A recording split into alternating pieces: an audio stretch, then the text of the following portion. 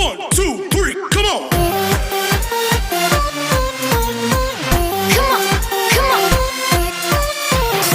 Assalamualaikum warahmatullahi wabarakatuh. Bismillahirrahmanirrahim. Mari kita membaca nazam dari kitab Ta'limul Muta'allim tentang mencari ilmu. Ya. Tapi sebelumnya Rasulullah Sallallahu Alaihi Wasallam bersabda, "Talabul ilmi faridatun ala kulli muslimin wa muslimatin." Mencari ilmu adalah kewajiban setiap muslim dan muslimah. Ketahuilah bahwa tidak ada kewajiban bagi setiap muslim untuk mencari seluruh ilmu. Sesungguhnya yang diwajibkan atasnya adalah mencari ilmu yang sesuai dengan keadaan. Dikatakan sebaik-baik ilmu adalah ilmu yang sesuai dengan keadaan, dan sebaik-baik amal perbuatan adalah menjaga keadaan. Diwajibkan bagi setiap muslim mencari ilmu yang sesuai dengan keadaan yang ia alami. Misalnya bila ia harus menjalankan sholat, maka diwajibkan baginya untuk mempelajari ilmu tentang sholat yang cukup untuk menunaikan kewajiban sholat, karena sesuatu yang menjadi perantara untuk menegakkan perkara fardu kedudukannya wajib. Begitu juga dalam perkara puasa, zakat. Kalau ia berharta dan haji bila diwajibkan atasnya, begitu juga dengan jual beli bila ia berdagang. Muhammad bin Hasan rahimahullah pernah ditanya, "Kenapa engkau tidak menulis buku tentang zuhud?" Dia menjawab, "Aku menulis buku tentang jual beli." Maksud beliau adalah orang yang zuhud adalah yang menjaga dirinya dari perbuatan yang syubhat dan yang makruh dalam jual beli, begitu juga pada pekerjaan lainnya. Jadi barang siapa yang berkecimpung pada salah satu pekerjaan itu, ia harus mempelajari ilmu yang dapat menjaganya dari perbuatan haram. Begitu juga ia diwajibkan mempelajari ilmu tentang hati seperti tawakal, pasrah, takut, dan ikhlas, karena hal ini selalu dialami pada setiap keadaan. Keutamaan ilmu tidak asing lagi bagi siapapun, karena ilmu hanyalah dikhususkan bagi manusia, sedangkan sifat-sifat lainnya juga dimiliki oleh manusia dan binatang, seperti keberanian, kekuatan, kemurahan hati, kasih sayang, dan sifat-sifat selain ilmu. Allah mengunggulkan Adam di hadapan para malaikatnya juga dengan ilmu, dan dia menyuruh mereka untuk bersujud kepadanya. Ilmu menjadi mulia karena ia adalah perantara menuju ketakwaan, yang mana karenanya seseorang berhak mendapatkan kemuliaan di sisi Allah dan kebahagiaan yang abadi. Sebagaimana yang dikatakan kepada Muhammad bin Al-Hasan bin Abdullah rahimahullah, "Ta'allam fa innal ilma zainun li ahlihi wa fadlun wa'in wa nun li kullil mahamidi wa kun mustafidan kulla yawmin ziyadatan minal ilmi wasbah fi buhuril fawaidi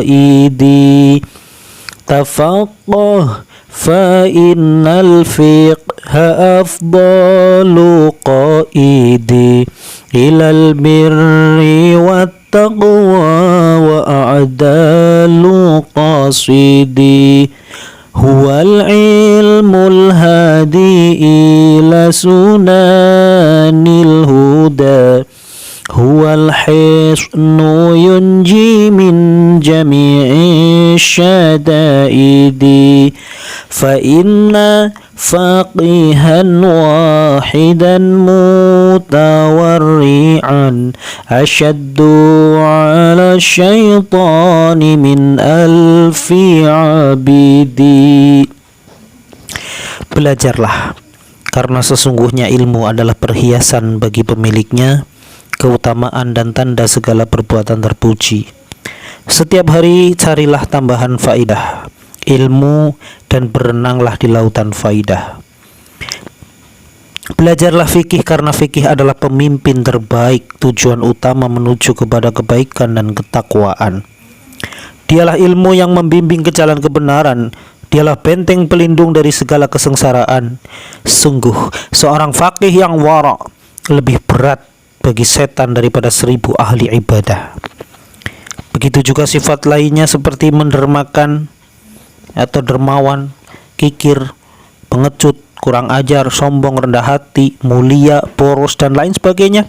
Sesungguhnya sifat sombong, pelit, pengecut, dan boros tidak diperbolehkan, tetapi tidak ada jalan untuk menjaga diri darinya, kecuali dengan mempelajarinya dan hal-hal yang berlawanan dengannya. Jadi, setiap manusia diwajibkan mempelajarinya. Sayyid Imam Besar Syahid Nasiruddin Abdul Qasim telah menulis buku tentang akhlak, sebuah karya tulis yang bagus yang seharusnya dihafal oleh setiap muslim. Adapun mempelajari ilmu yang jarang dibutuhkan, hukumnya adalah fardu kifayah. Bila di suatu daerah telah ada yang melakukannya, maka gugurlah kewajiban bagi yang lain. Tetapi bila di daerah itu tidak ada yang melakukannya, maka semuanya ikut mendapat dosa. Jadi, seorang pemimpin harus menyuruh mereka mempelajarinya, dan kalau perlu, ia memaksa warganya untuk mempelajarinya. Telah dikatakan bahwa ilmu yang dibutuhkan di setiap keadaan ibarat makanan yang harus dikonsumsi oleh setiap orang, sedangkan ilmu yang kadang-kadang dibutuhkan ibarat obat yang dibutuhkan sewaktu sakit saja. Sedangkan ilmu nujum ibarat penyakit, maka haram mempelajarinya karena ia berbahaya dan tidak bermanfaat. Sedangkan melarikan diri dari takdir Allah suatu perkara yang mustahil. Hendaknya setiap muslim memanfaatkan seluruh waktunya untuk berzikir kepada Allah, berdoa, bertadarru', membaca Al-Quran, bersedekah untuk menolak bala, dan memohon kepada Allah ampunan dan keselamatan dunia akhirat, agar ia dijaga oleh Allah dari bencana dan musibah. Sesungguhnya barang siapa yang diilhami untuk berdoa, dia tidak akan terhalangi pengkabulannya. Seandainya ia ditimpa musibah, Allah menenangkannya dan memberinya kesabaran berkat doa itu. Tetapi bila tujuannya mempelajari ilmu nujum untuk mengetahui letak kiblat dan waktu-waktu sholat, maka hal itu diperbolehkan. Adapun mempelajari ilmu kedokteran diperbolehkan karena ia termasuk salah satu jenis pekerjaan. Jadi diperbolehkan mempelajarinya seperti keahlian lainnya. Bahkan Nabi SAW juga berobat. Disebutkan bahwa Imam Syafi'i rahimahullah berkata, ilmu ada dua, ilmu fikih untuk agama dan ilmu kedokteran untuk tubuh, yang selain itu hanyalah tambahan dari majelis. Adapun definisi ilmu adalah sifat yang melekat pada seseorang yang memiliki gelar di bidangnya. Fikih adalah pengetahuan tentang seluk-beluk ilmu disertai cara pembenahan. Abu Hanifah rahimahullah berkata, fikih adalah kesadaran diri tentang hak dan kewajibannya. Beliau juga berkata, ilmu itu hanya untuk diamalkannya, sedangkan mengamalkan di sini adalah meninggalkan sesuatu yang fana demi yang akan datang. Jadi, hendaknya seseorang tidak mengabaikan dari dirinya apa yang bermanfaat dan apa yang berbahaya baginya di dunia maupun di akhirat, agar ia dapat mengambil segala yang bermanfaat untuk dirinya dan menjauhi segala yang berbahaya baginya, supaya akal dan ilmunya tidak menjadi tuntutan atasnya hingga semakin berat hukuman Allah atasnya. Kami berlindung kepada Allah dari kemurkaan dan hukumannya. Keutamaan ilmu telah diriwayatkan oleh berbagai ayat dan hadis-hadis sahih terkenal. Maka dari itu, mudah-mudahan kita semua dibimbing oleh Allah Subhanahu wa taala mendapatkan yang bermanfaat dari ilmu-ilmu kita.